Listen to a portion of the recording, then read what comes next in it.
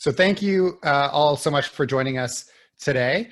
For those of you who don't know me, my name is Keith Mcarthur. I'm the father of a 13-year-old with a variant in his GRIN1 gene. His name is Bryson. We got his diagnosis about 3.5 years ago when he was almost 10. And I'm also the CEO and head of science for the CureGRIN Foundation, which I co-lead with Denise Rayner, who's there on the call. So CureGRIN is a parent-led foundation dedicated to funding cures and therapies for GRIN disorders. So I want to start today by introducing our esteemed panel.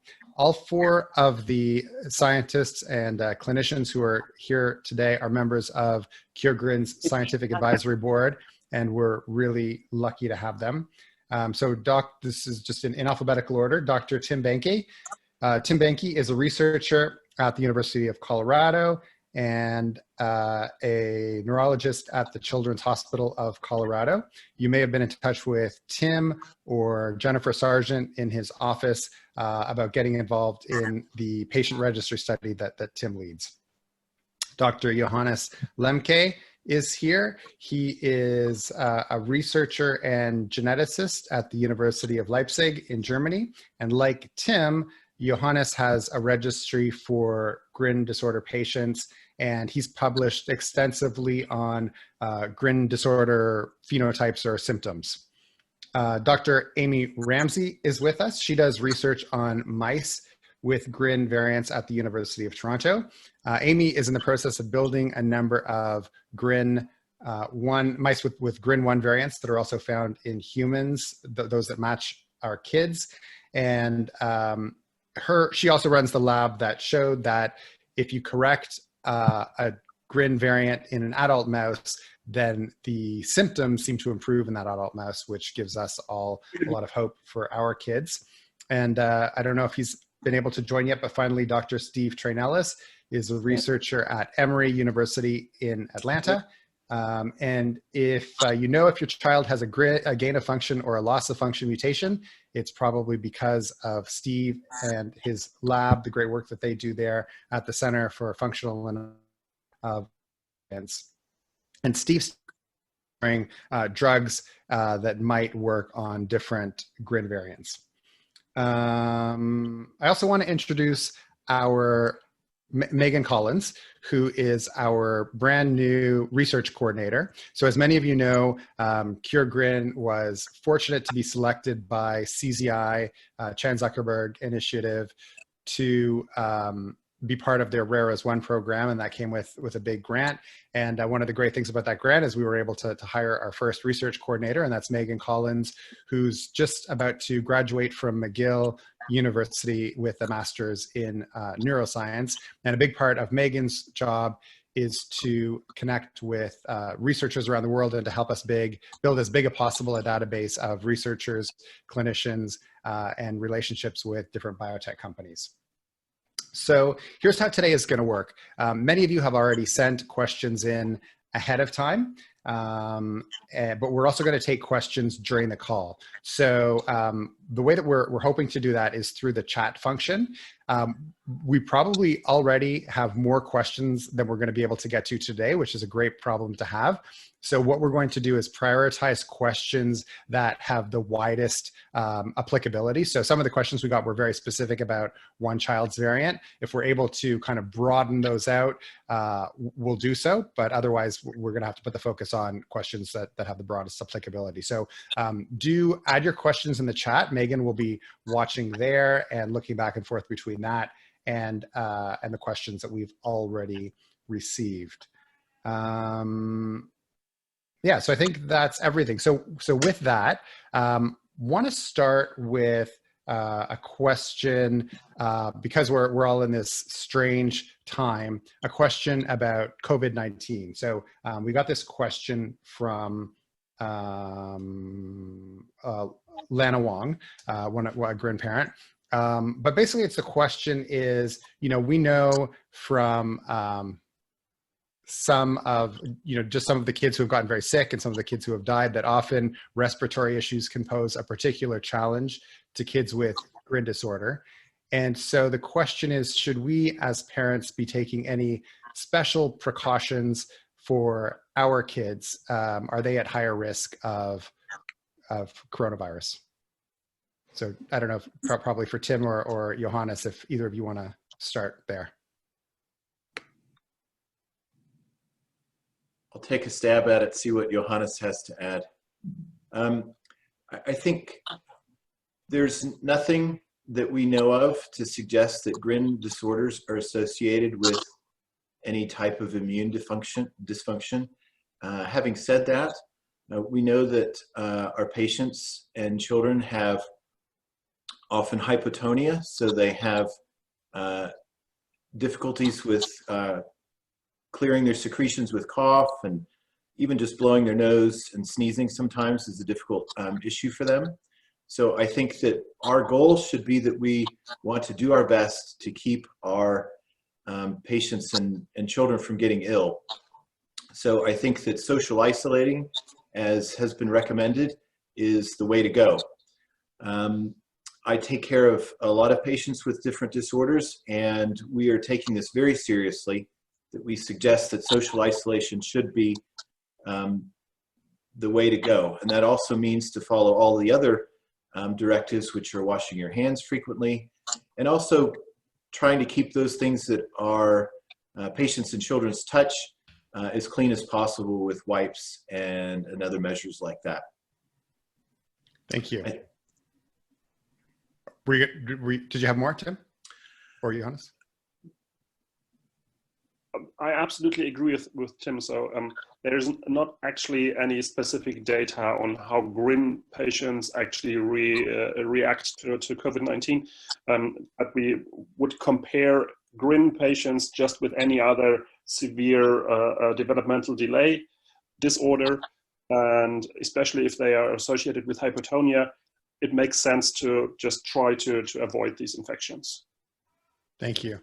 And sort of a related question, which is, we're hearing talk of the potential development of a vaccine for COVID-19. And obviously, each year there's the opportunity to get flu shots for our kids and other vaccines. And I think my own bias is that it's extra important for us to make sure that Bryson gets his vaccines and flu shots. But I know that there are some other parents who are concerned and thinking that because their kids are already at risk, then potentially there's added risk by introducing vaccines or flu shots to them. Would love to hear what the science has to say about that. I would absolutely recommend that patients be up to date with their vaccines and especially flu shots.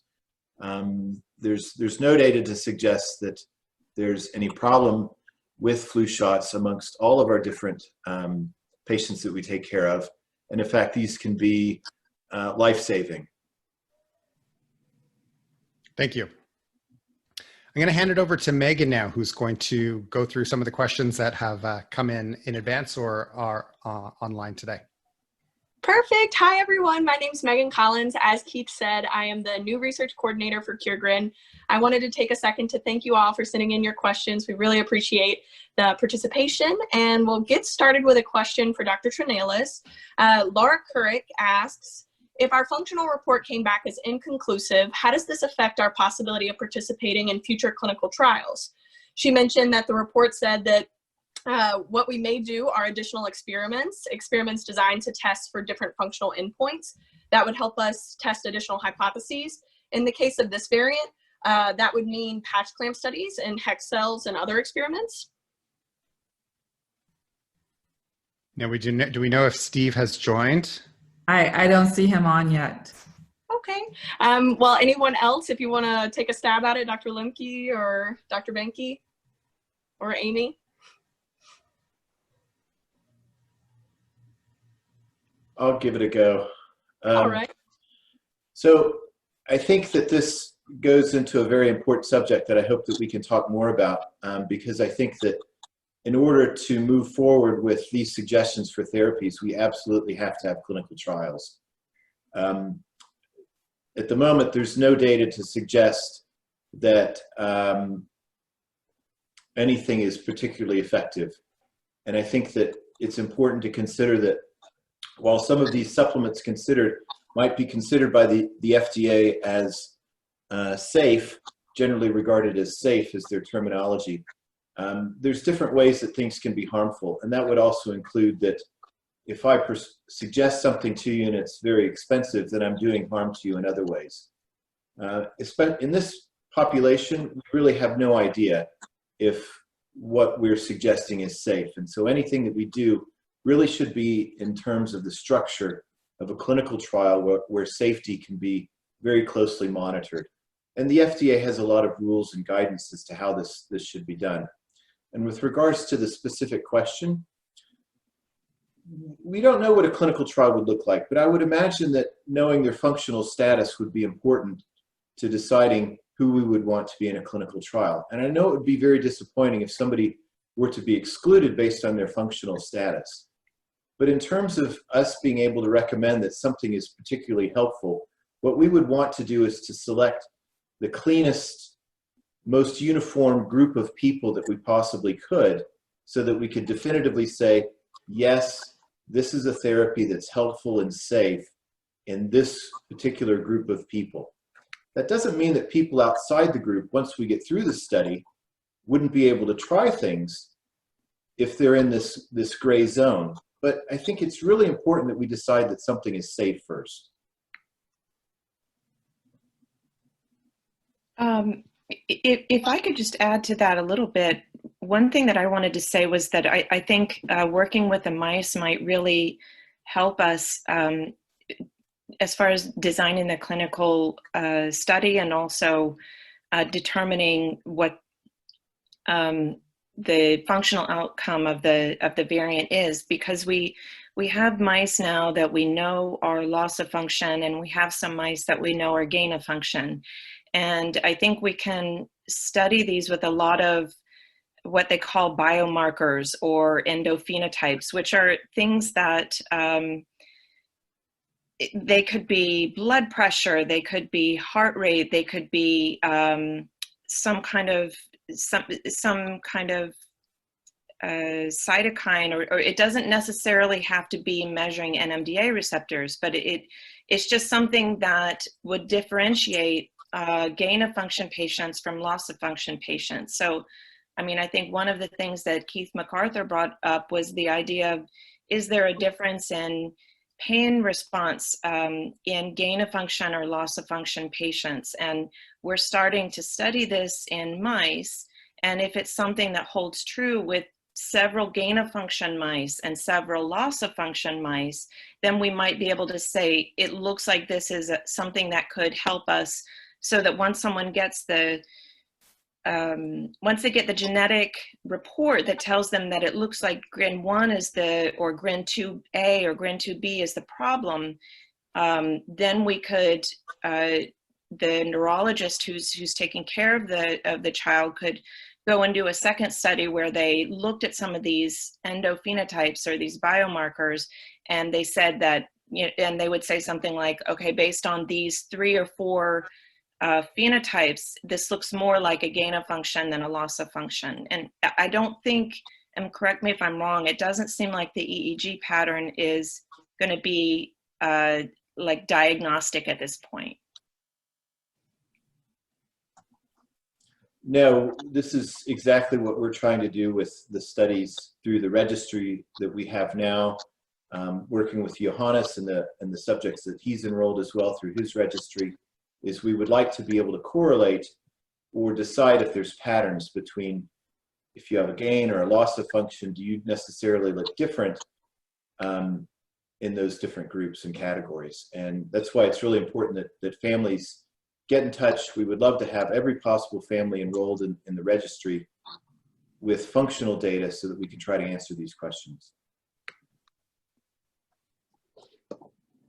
All right, thank you both so much for your answers. I think we'll go ahead and move on to the next question. So we had a lot of questions related to L-serine and its uses and which doses are best. So the first question by Laura Chang related to L-serine was, how much do you know about the effects of L-serine on children with loss of function in GRIN2B? How far away are we from a cure? What more do we need to find out before the next steps in finding a cure? When we say cure, is that mainly geared towards younger patients who start early intervention with the newfound medication or gene therapy, or will it be effective in older kiddos and adults?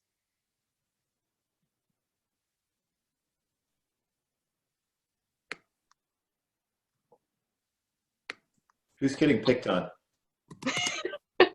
Whoever wants to jump in. I feel like this is a clinical question. I mean, that most of the data is preclinical right now, and it's really just, I think it's just with one mouse line with a GRIN2B knockout heterozygous mice that Dr. Altafage's lab has done studies with L-serine in their diet, and I think also D-serine in their diet. We haven't done those studies, so I don't know if it would generalize to other GRIN patients at this point. But I know that they're conducting in Barcelona a clinical trial using L-serine, I believe. And I don't know what the results of this are. So this is all I know, is there's not that much data at this point, but there is a clinical trial in Barcelona, and that's all I know. Yeah, I may just add to this. So the group in Barcelona who published first on their findings on L-serine in GRIN patients, I think they described one patient, and I think it was a GRIN 1 patient. I'm not quite sure if it was GRIN 1 or GRIN 2B, but anyway, it doesn't really matter which one it was. It just means it was one patient, and we are just extrapolating the data. So we think if this helped in this one patient, it will also help in the other gene with patients with similar comparable variants. But still, this was just one patient, and the Barcelona group, as Amy just said, they are setting up a trial to investigate this question in a bit more detail. And Dr. Altafai from Barcelona has told me that they already had treated a few patients with L-serine, and it looked promising, but it was also not a striking effect of the drug. So it may be helpful, it may be useful, but it will not cure the disorder. And there's certainly still a lot more a long way to go to really prove to what extent and for what patients this really is a beneficial drug. So with regards to the dose, so there is, as a clinician, it would be irresponsible for me to make a recommendation as to what a dose is, because there's no data with regards to safety or efficacy. And I think that this really needs to be answered through a randomized placebo-controlled clinical trial. As you may or may not know, the placebo effect can be quite large, even up to 25% in trials where something as hard and fast as seizures is what is being measured. So this is really where we need to go in order to determining, what's safe and effective for our patients. And I think cure for different people is going to mean different things. And I think it's hard to expect that anything that we do, even with gene therapy, will be something that necessarily completely reverses all of the symptoms of this disease.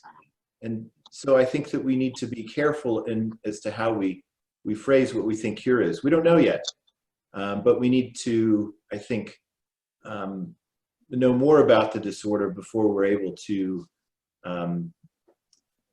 try to answer that question. And I certainly think that the work that Amy's doing and what the others that are doing with animal models are going to give us a lot more information in that regard. Definitely. Thank you all for your insight. So our next question is from Suzanne Sepper. She said her son was diagnosed with GRIN2B disorder in autumn 2019. He's now 21 months old, and his most visible symptom is hypotonia. And they were hoping that Dr. Lemke could summarize the statement in German. They're from Austria. So their first question was related to developmental delay and/or intellectual disability. And they wanted to know, are there children who do not have any intellectual disability and just physical developmental delay? Yeah, so maybe I answer in English.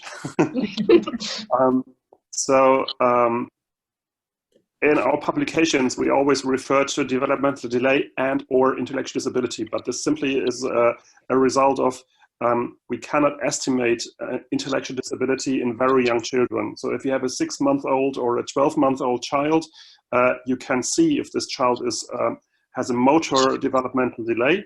For example, a 12-month-old child should be able to slowly start walking, but he or she should definitely be able to sit.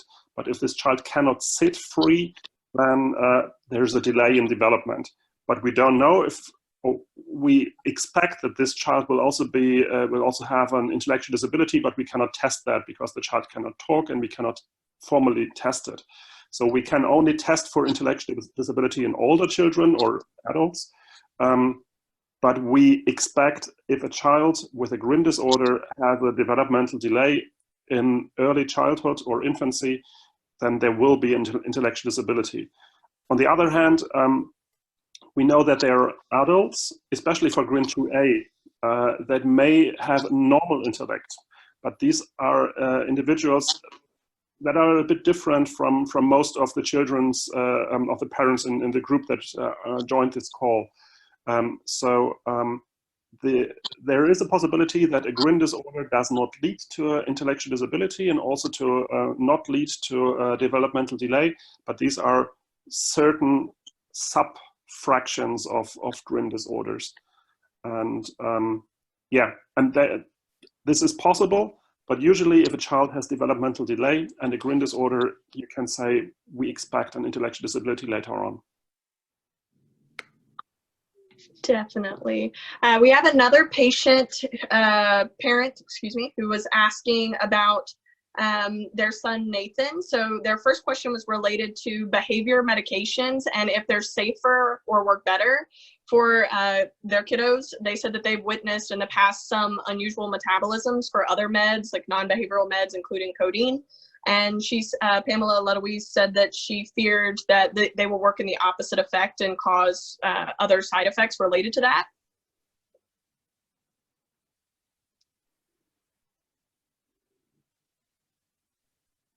Any thoughts on behavioral medications? Well, I'm not sure what they mean by behavioral medications. Is there any clarification about what those are? I guess one question is, does GRIN1 or do Nmda receptors somehow regulate metabolism of drugs? And I have not seen anything in the literature of Nmda receptors that there is a connection between Nmda receptors and the metabolism of drugs. That usually happens in the liver, and that's not a major site of Nmda receptors. If there are some, they're at really low levels. So it would surprise me that that GRIN disorder children would have a different metabolism, but of their medication, that it would clear faster or that it would clear slower than any other person. But the question of whether, I think the question is about psychostimulants that are used for attention deficit disorder and whether that would be beneficial in children who have a GRIN disorder. And we have done some studies with those drugs in the knockdown mice. We've never done those studies in mice that have a gain of function. So I don't know what it would do for a gain of function patient. But for a loss of function,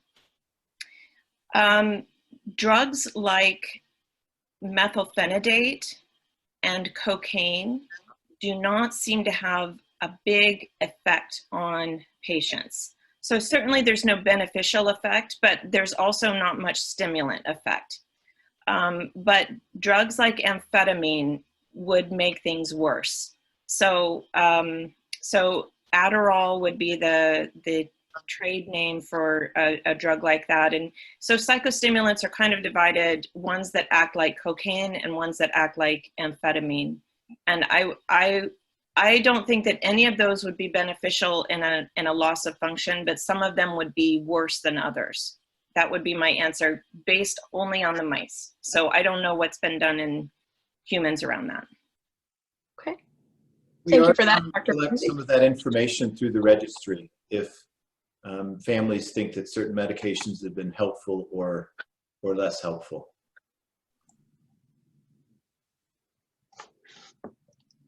Perfect. So we'll move on to the next question from Ann Fox. And Ann Fox said she wanted the question to be directed to Dr. Lemke. She said that her son has a pathogenic missense GRIN1 mutation. He's fully verbal, but has autism and mild intellectual disability, as well as developmental regressions. She asks, can a GRIN1 mutation cause developmental regression?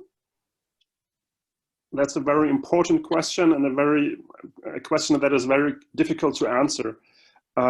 So far, we do not really have seen a lot of patients that did show regression. But still, this is important to know.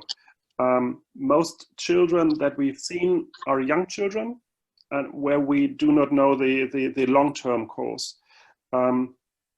There are anecdotal cases of individuals where the parents reported that there were some sort of regression, but in these cases that I have heard of by email or some whatever sources, I could not really verify, are these really GRIN patients? Are the variants that had been detected in these patients really pathogenic GRIN2B or GRIN1 variants? Or is it maybe also a different disorder?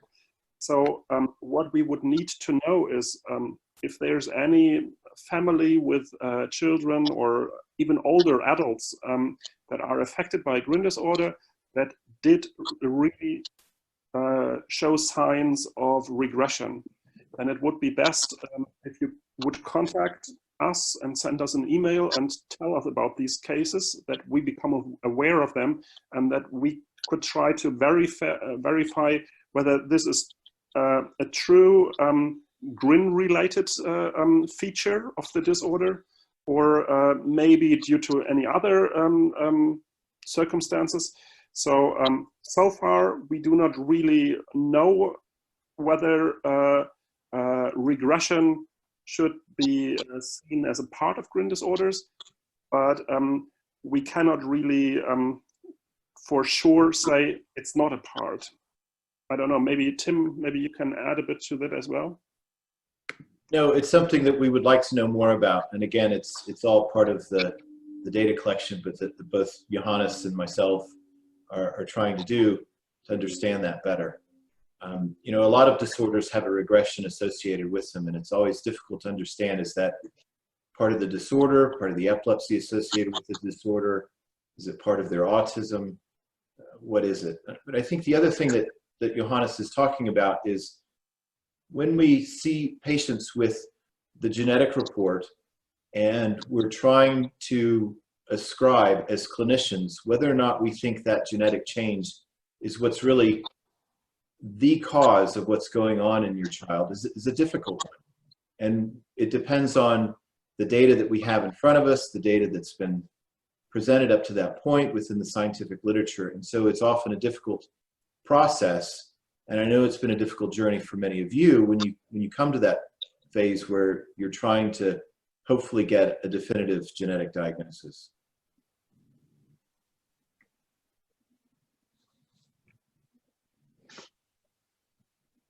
Definitely. Thank you both for that. So we'll move on to the next set of questions. So this is pretty rapid fire. This is from the GRIN2B Italia Association. Tiziana Policetti wrote to me, and she said that they're a group of 7 families with children diagnosed with GRIN2B.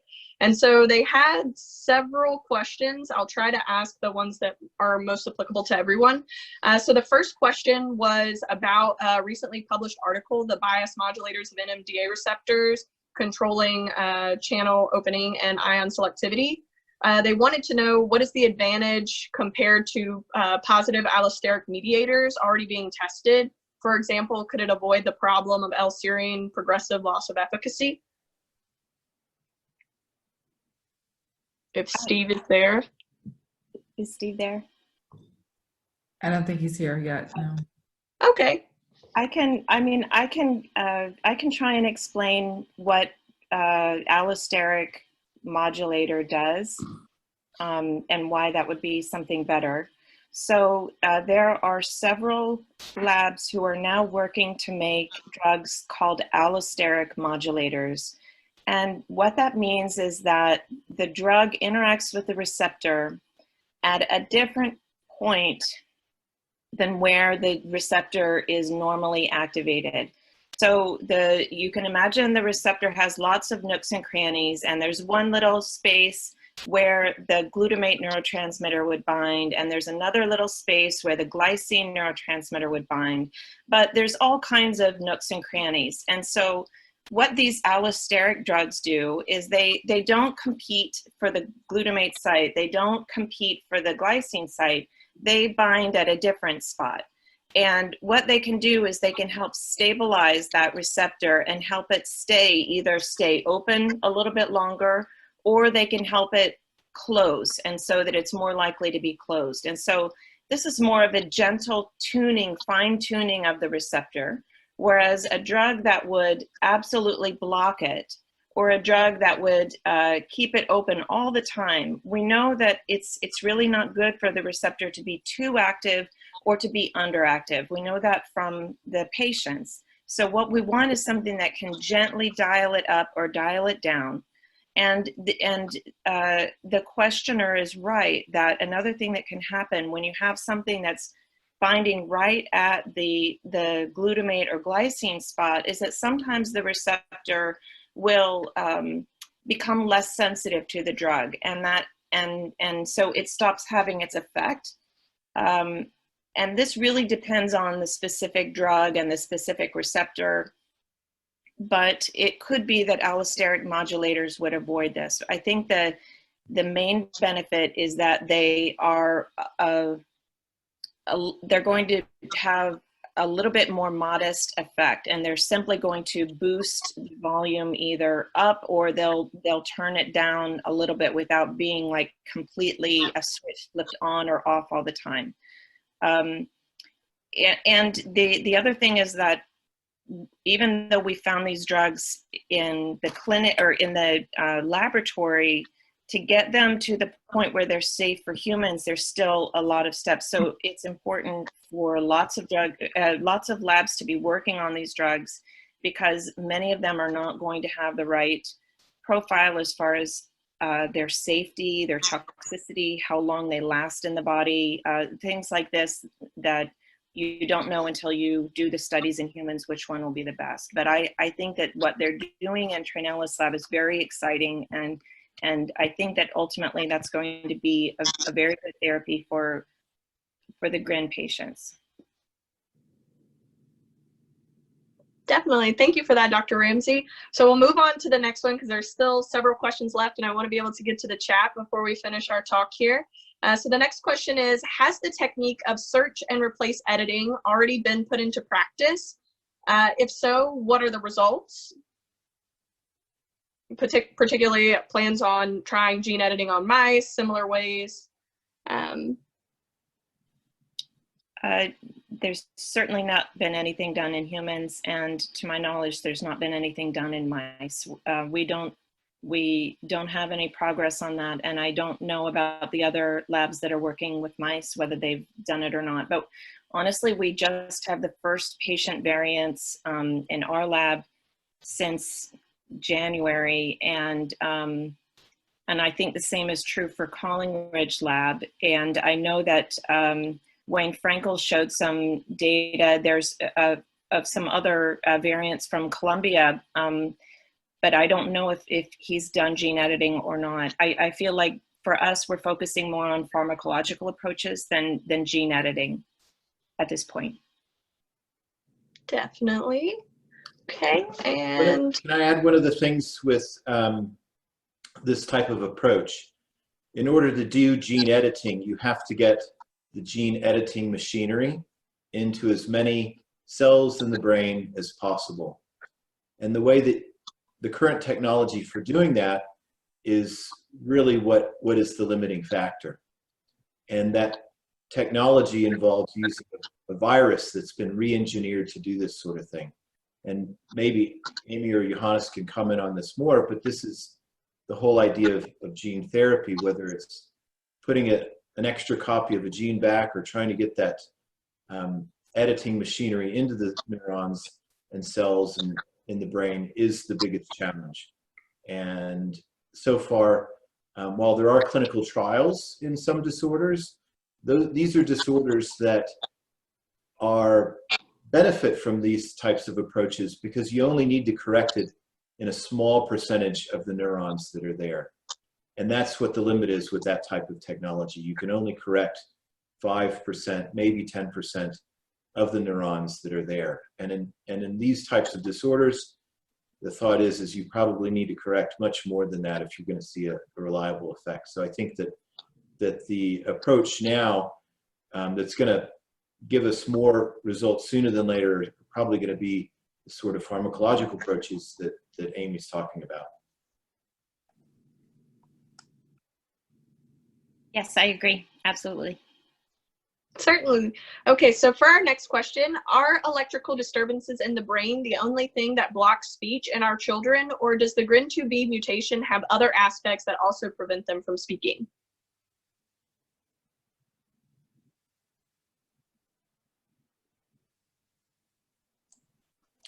I think that it's not the epileptic activity in the brain that actually leads to a delayed development and delayed speech development. So even if it would be possible to treat the epilepsy in a way that there are no more seizures and the EEG is completely fine, then these patients most likely still would have a developmental delay and an intellectual disability. So I think it most likely, we don't know for sure because we cannot take the epilepsy away completely, but most likely these treating the epilepsy will also help for the intellectual development of a child. But we see also patients that do not have seizures and do have a normal EEG, and they are still intellectually disabled, and they still have a speech disorder or do not really develop speech. So that's why the epilepsy is not the cause of the delayed speech. Right. Okay. I know we're running low on time, so I'll keep going. So our next set of questions were from Dr. Vitor Rodriguez Dominguez, and he said that they already have some mice with the mutation with the GRIN gene. He would like to understand if some experiments have already been carried out with them. Gene editing, which we already discussed, editing genes with CRISPR, the attempt to simply block the gene with the mutation. His main question is, what would the best method of action be for a possible genetic approach to genetic transcription, gene editing, or deleting the gene?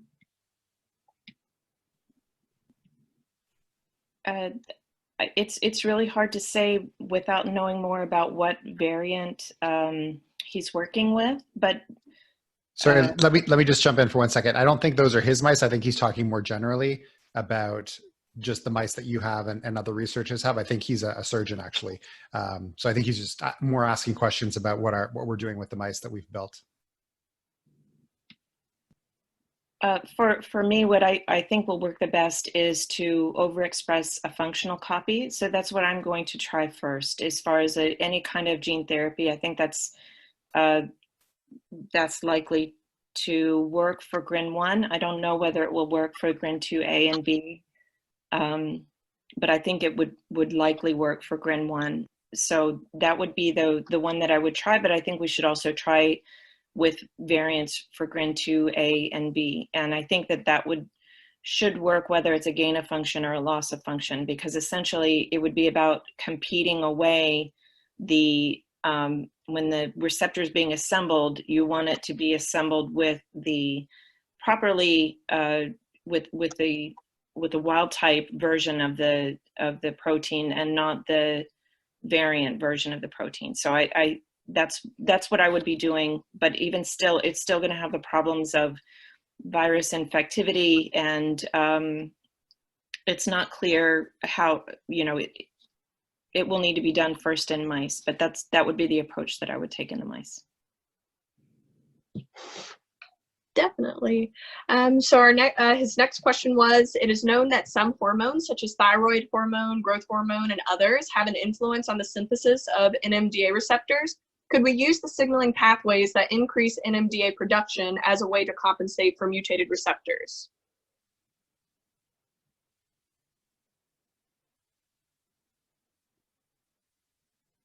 I'm not clear on that question. He's saying what drug will increase NMDA receptors?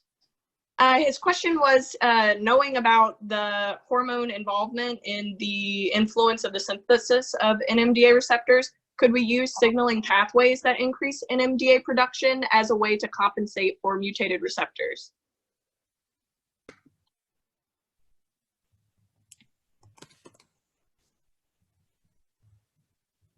It's under question 10 if you have the document pulled up.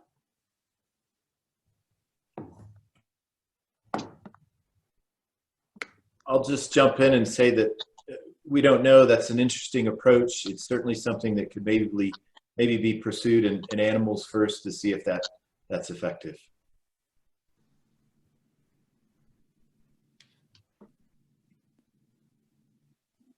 All right. Well, we'll move on to the last couple of questions that I have here, and then we'll try to get to the chat before the end of the talk. So our next question was from Allison Einon, and she asked, she said that her son has GRIN1 and has symptoms that impact with autonomic breathing, episodes of apnea, hypoxia, hyperventilation. She said it's more commonly seen in children with Rett syndrome, and she was asking, have there been links to GRIN1 and Rett's?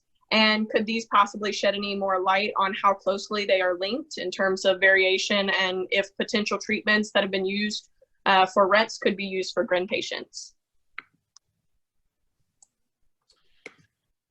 So I can take a stab at that. I have a lot of experience with patients with Rett syndrome. I actually run the Rett syndrome clinic here in Colorado. And so I know a lot about the type of breathing disorder that patients with Rett syndrome have. At the moment, there are no treatments for disordered breathing in Rett syndrome. There are some clinical trials to try to find treatments for those, but nothing is definitive yet. In my Rett patients, I've tried almost everything that is a reasonable thing to try in those patients who have very severe awake disordered breathing.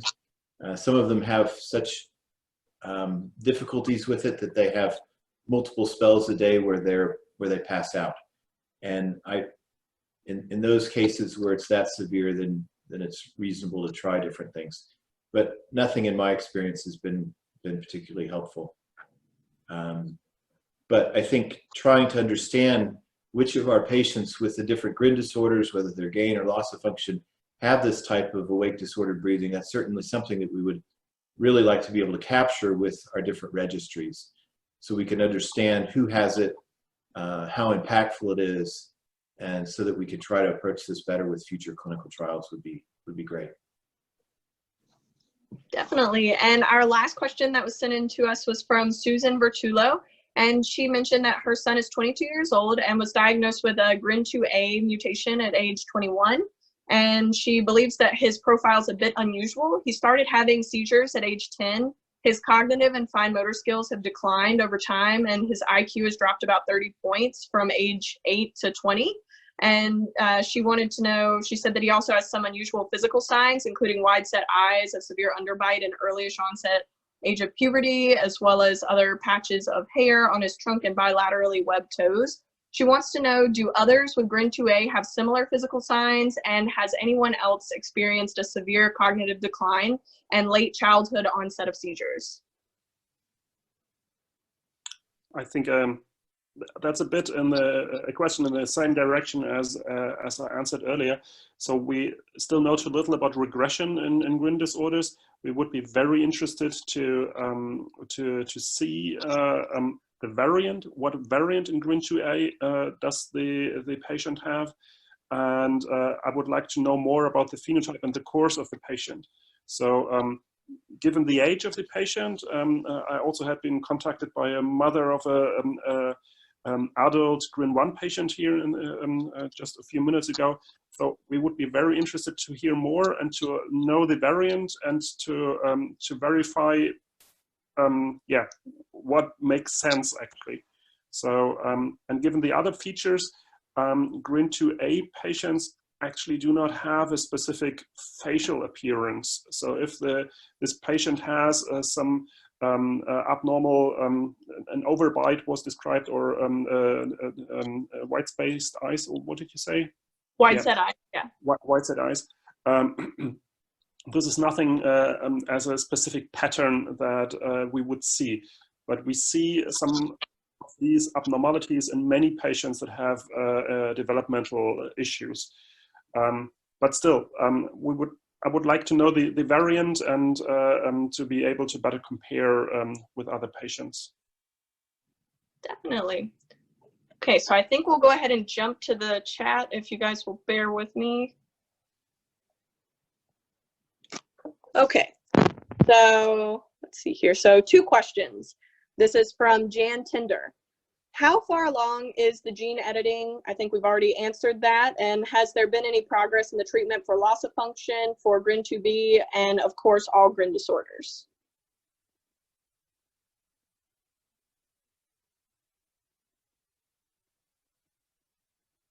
Can you repeat that last part of the question? Sure. Has there been any progress in any treatment for loss of function, for GRIN2B, and of course, all GRIN disorders? Well, I think that the exciting things that are coming out are there are several groups and companies that are working on drugs that will modulate Nmda receptors. So I think that is coming out recently, but there's also a lot of medicines that we really haven't explored. For example, drugs that modulate cholinergic transmission, like drugs that are used in treating Alzheimer's disease, could be beneficial, and we just need to try them in mice. And again, as Dr. Benke said, all of these different medications would ultimately need to be tried with a randomized clinical trial. But I think that there are so many different avenues for pharmacology that there's no shortage of potential medicines. I think it's just doing the work of testing them, and then having enough preclinical data that we could be approved for clinical trials. So I think that the work that CureGRIN and the other patient organizations are doing to funnel people towards the patient registry is super important. I think that's the most exciting step that's coming, is that the patient registry is really coming along, and maybe Dr. Benke and Dr. Lemke can talk about that more. But I think as far as pharmacology goes, there's no shortage of medicines that we just need to try in mice and then in people. Definitely. So we have several very specific questions related to some different drug treatments throughout the chat. If everyone could direct your attention to that. I saw that Linda Scotch asked about having their child was having seizures approximately 5 hours after taking a dose. Is there a difference in regular compared to time release memetine, since her child is intermediate with an indication that she is not gain of function? I think she was asking about dosages there. I hope that the group can appreciate that it would be inappropriate for me to provide any medical advice in this sort of forum. I'd be happy to talk with anybody's physician about those questions, but I can't provide any medical advice in terms of dosages or treatments. Sorry. Definitely. I think a lot of the questions from just skimming through this, these are mostly related to those kinds of questions. Jamie Condi asked about research on anabolic drugs or agents for hypotonia, typically those approved for muscle wasting. I recognize many reasons why anabolic or growth hormone agents are not used in children, especially in typical patients who hope to procreate, etc. But I was mostly curious about temporary usage for intensive therapy programs.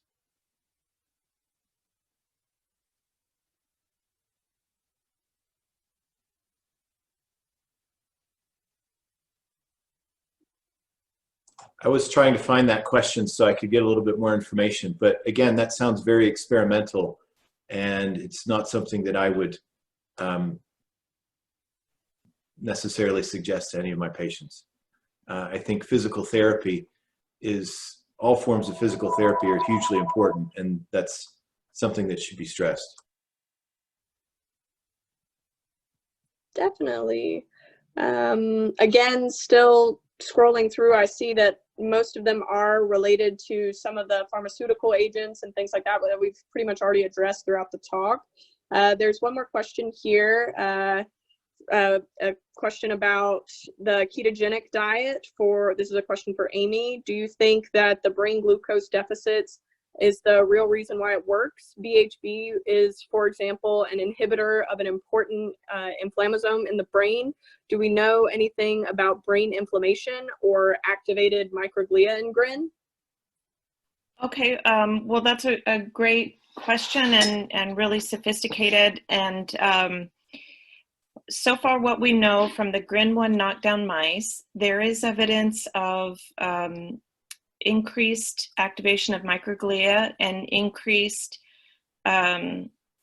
inflammation in terms of having more astrocyte that are GFAP expressing astrocytes. So those are indications that some of the glial cells in the brain are reacting to some difference in the brain. It's often, it can be a response to neurons dying. It can be a response to a seizure. It can be a response to an infection. So it's not really specific. It doesn't tell us that much, but it does say that these glial cells are acting a little bit differently. We also know that that there is some low-level neuron loss in the GRIN1 knockdown mice. So using there's a dye that stains for degenerating neurons, and there's a very low level of neuron loss. But I would not say that this is really. I don't think that this is the main problem in these mice, but it's something that we observe. So I think that what I think is happening is that there are some neurons that are probably not getting enough energy, and and some of them may be dying because they don't get enough energy, and we're hypothesizing that BHB could be working because it's providing an alternate source of energy.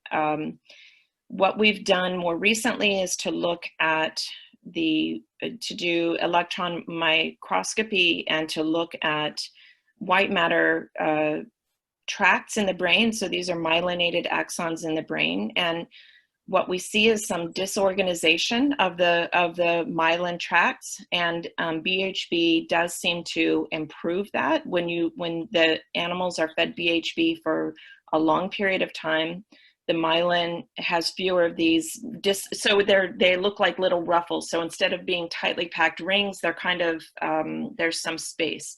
So this is all to say that we are studying BHB. We think it is certainly improving some aspects of their behavior. It looks like it's improving their white matter integrity. Whether it does anything to inflammation, we haven't looked. So we know that there are some signs of activated microglia, but we haven't looked to see whether BHB changes that or not. But right now we are working under the hypothesis that part of the improvement is due to improvement in myelination. I just want to jump in for a second, we still have more questions coming in on the chat. So I just wanted to ask Tim, Johannes, and Amy if you're able to stay for maybe another 15 minutes. Thank you. Back to you, Megan. Great. Okay, so our next question was related to medications modulating gene expression. For example, sodium phenylbutyrate has been tried on hypotonia in rats. Thoughts?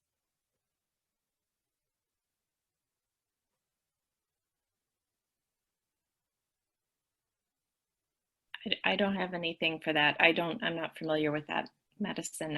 I'm not familiar with drugs that would change Nmda receptor expression. Okay.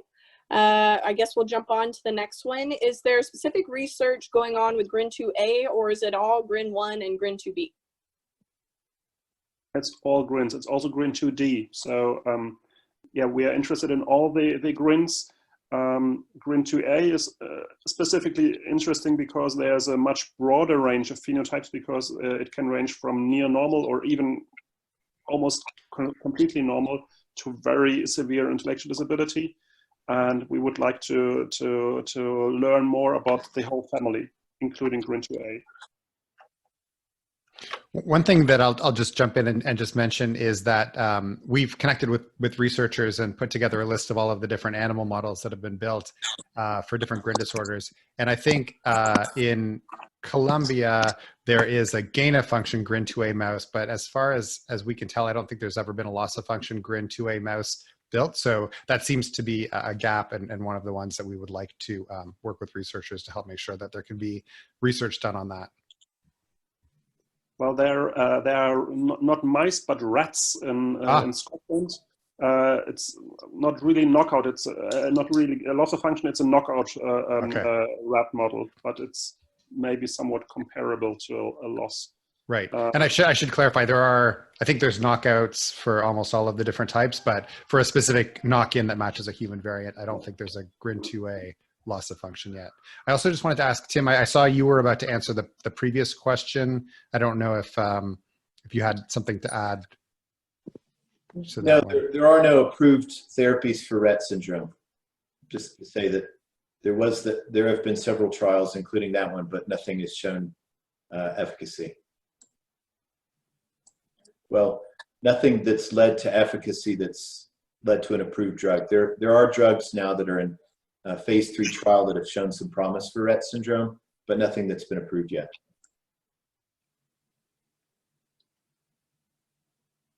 Okay, so our next question is, RNA seems to work in mouse experiments. Is this applicable to humans?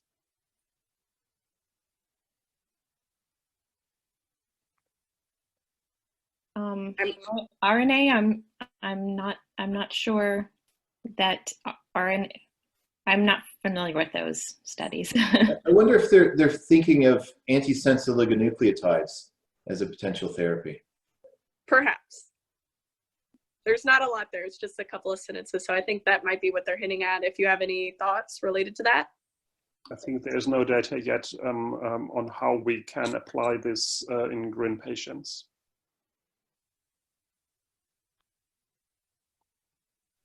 Okay.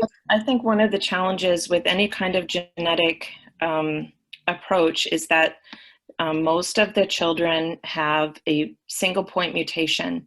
So they usually have one functional copy and one wild type copy and one variant copy. And so designing anything that would target just the variant copy is going to be very difficult. So I think that an antisense that would somehow act on the variant mRNA but would leave untouched the wild type, it would be very hard to design. It's very challenging. Gene therapy approaches are a long way away, and I think that we will get there eventually, but I think that it's going to take a long time, and I'm going to let people there's thousands of researchers working on it, but I think we should let them hammer out all of the details and get it right, and then we can apply it to our mouse models and eventually to the children. But it's not my first thing to do. Certainly. Okay, so we'll ask the next question. Is there any link between Nmda receptor dysfunction and secondary mitochondrial dysfunction? And if so, is there a way to test that? That's a great question. First of all, there is one report that Nmda receptors are located on mitochondria. Mitochondria are incredibly small, and so studying them is very, very difficult. But it could be that Nmda receptors are in fact expressed at very low levels on the mitochondria themselves. Looking at the knockdown mice, we do see changes in mitochondrial function for sure. So the electron micrographs where we were looking at their myelination, we also noticed there are many more mitochondria than in the wild type mouse. So there is, I mean, it is visibly different. There are many more mitochondria. So this would probably be an indication that the neurons are doing something to try and produce more energy, that they have increased their number of mitochondria to try and kind of compensate for the extra energy that they're needing. But looking at mitochondrial function, there's many steps to it. We do think that right now what it looks like is that there's more mitochondrial respiration that's going on, but we think that it is because the neurons need more energy, and so whether they still have sufficient energy with this extra mitochondrial activity is not clear. Okay. So we have another question related to NMDA receptor dysfunction and how is it linked to the dopaminergic system? Do you mind if I answer this one? Okay. So because NMDA receptors are on all neurons, basically, to greater or lesser extents, they're pretty much expressed throughout the brain. They are also expressed on the neurons that are dopamine neurons and the neurons that regulate dopamine neurons. So when NMDA receptors are not working properly, it will change multiple neurotransmitter systems, including dopamine. So dopamine is important for movement. And when you don't have enough dopamine, then it's difficult to engage in movements.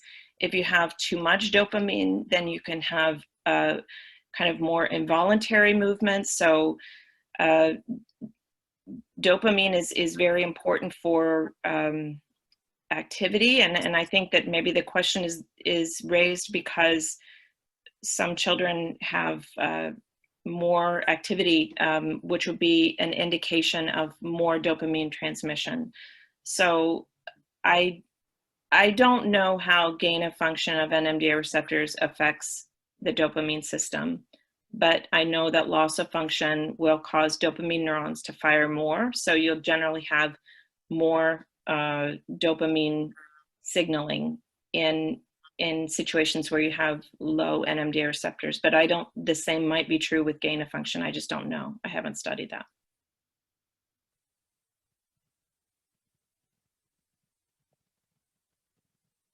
Okay, so we have another question related to medications, and they ask, taking dose out, do you see a difference in regular medication versus extended release medications? Again, I'm happy to discuss with any clinicians if they want to get in touch.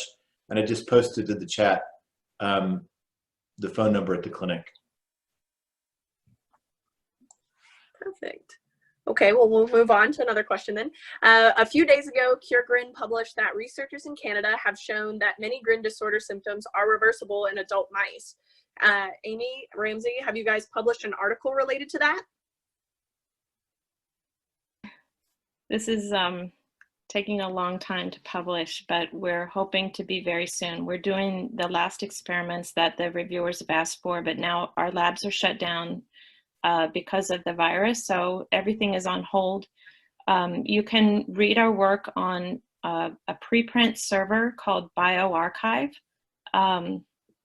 So everything is there, but it has not been published in a peer-reviewed manuscript as a peer-reviewed journal article yet. And we will see what, I don't know when that's going to be done. We'll see if the reviewers will let it go as is, since I don't know when our labs are going to restart. Certainly. Okay, and another question, would mitochondrial support supplements then be beneficial for GRINs? Specifically, this person says that their son has a loss of function and a lot of involuntary movements. and they suggested trying levodopa. Are there thoughts on that particular drug? So levodopa is a dopamine replacement, and it has broad indications in a number of different movement disorders that have what we would call Parkinsonian features, where there's a lack of movement, difficulty with initiating movements. So if your clinician thinks that those are indicated based on the symptoms that your child is having, it sounds like a reasonable approach to me. There are some side effects associated with that, but I'm sure that your clinician can discuss that with you. And again, if there's questions along those lines, I'm happy if any clinicians want to get in touch. Okay, and we have another question related to GRIN2A. This person says that are we finding anything that is beneficial from a therapy or pharmaceutical standpoint for the auditory processing and related expressive language disorders for children with GRIN2A? We are not seeing much change on the EEG either, but we see that a gap with her peers as far as communication goes. Are we finding anything that is beneficial from a therapy or pharmaceutical standpoint for auditory processing?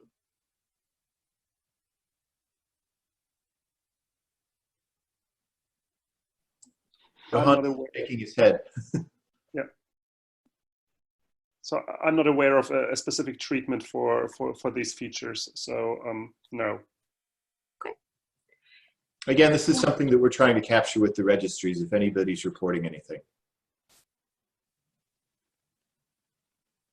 Okay, and then I see another question related to what you all specifically research. This person asked, what are other related research pathologies that you researchers look at?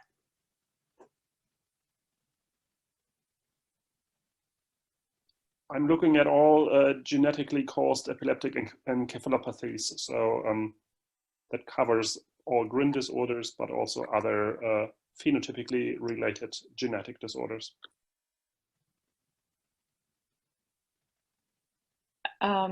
I guess what we're doing in our research lab is we are creating these different patient variants. I'm starting to work with Rob Bonin and Mike Salter to look at pain responses in gain of function and loss of function variants. I'm also studying neurovascular coupling, so looking at how the brain delivers blood and oxygen to neurons.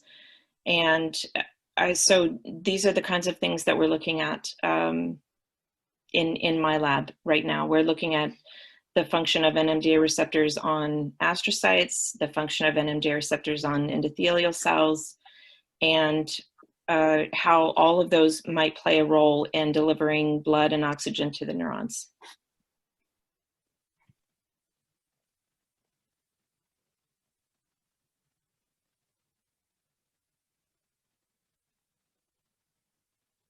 That's it. Great. After scrolling back through the chat, I think we've gotten around to things that have either already been answered prior, or they're things that need more clinical approval to have those kinds of specific answers for specific patients. I see one that just came in. Why is there a huge difference in intellectual disability among GRIN2B loss of function and even the GRIN2B gain of function?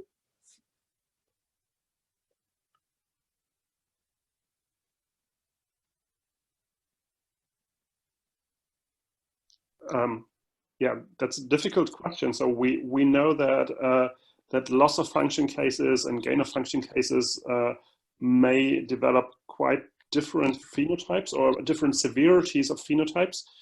We have investigated this more intensely in GRIN2A, but there will be vast parallels for GRIN2B. Why this is so, that's difficult to say. Well, I don't really know why. Maybe Amy, do you have a more functional idea from this? No. No, I'm sorry. Not yet. Not yet.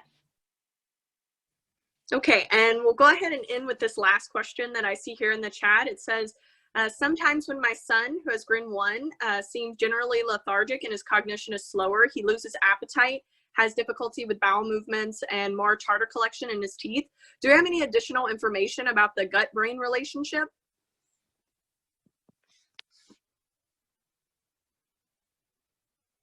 It's a great question.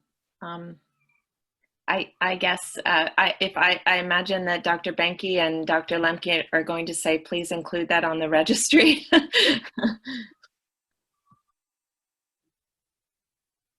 Yes, we've heard a lot from other GRIN patients that they have bowel problems and they have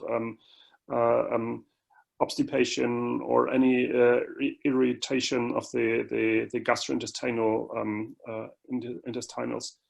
But yeah, other than we know that there are these features, we cannot really say a lot about it. So yeah, we would love to investigate this in more detail in the registry. So, and just, there's one more I'll just answer too. I saw that someone had just asked, Emma had asked, are there GRIN 2B mouse models? So there are a couple and a couple more that are in the process of being built. And CureGRIN, as part of the funds that we've raised, we're planning to work with researchers to build some more animal models. And the criteria that we're using are, to try and make sure that there's at least one of gain of function and loss of function for each of the main genes. But also we'll be focusing on building animal models where there's a large amount of patients so that we can compare the patient data with the animals. So this has been great. Thank you all so much for joining. I think we had at one point 82 people, and I was trying to count, how many different countries for the people that I know where they're from, and there's definitely over 20 different countries represented here. All 4 genes are represented here. So this is really terrific. So I really want to thank Denise for putting this together with the technology. Megan, thank you so much for coordinating the questions and asking the questions. And Tim, Johannes, and Amy, thank you so much for giving up part of your Sunday to spend the time with us and to answer these questions. We really, really appreciate this. So our plan is to take this content and put it on YouTube and put it on our Facebook page. But because some of the questions were really specific, I think we should just check with the parents first before we do that. So Megan, you and I can connect on that after, but we'll follow up with the patients, and if everybody's okay with it, then we'll share this publicly so more people can see. Otherwise, we'll figure out a way to share it privately just with the families. So thanks again, everyone. Really appreciate this, and would love any feedback if this is something that you'd like us to do again in the future, or how we can do it better next time. So thanks again. Have a good rest of your weekend, and stay safe and healthy during this this crazy time. Thank you. Thank you. Bye-bye. Bye. Thank you. Thank you. Goodbye. Bye.